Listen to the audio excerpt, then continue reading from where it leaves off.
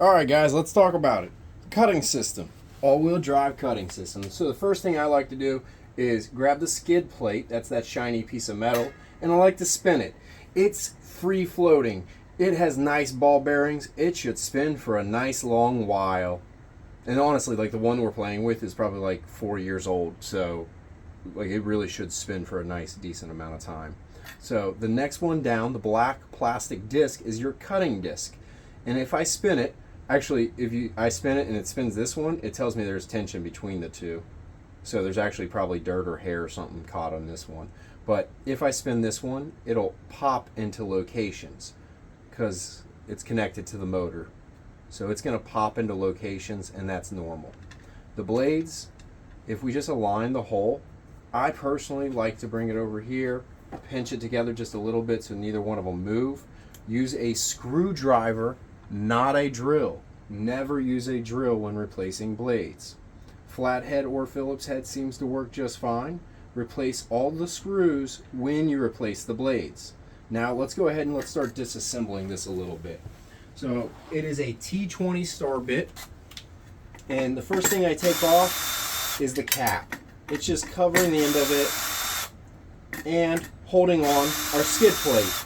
And if I take that off, now we can see our cutting disc and our ball bearing housing assembly.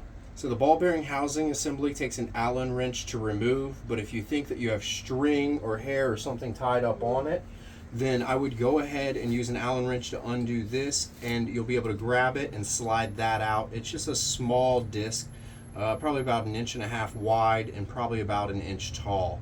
Underneath of it's 3 screws that hold on your cutting disc, and you should not remove that without a very specific reason. I would stop there.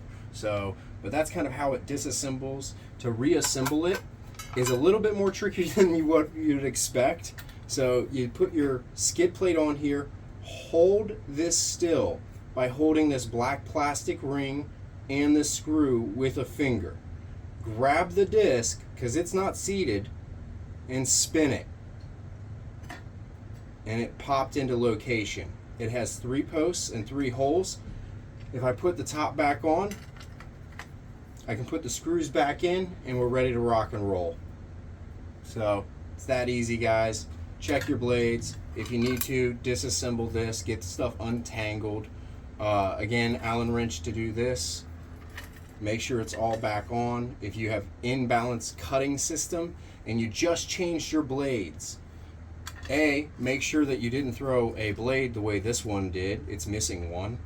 Or B, if you just changed the blades, make sure that you didn't put 2 blades in one location. It's very common for the blades to stick together and for new customers to accidentally put 2 blades in one spot.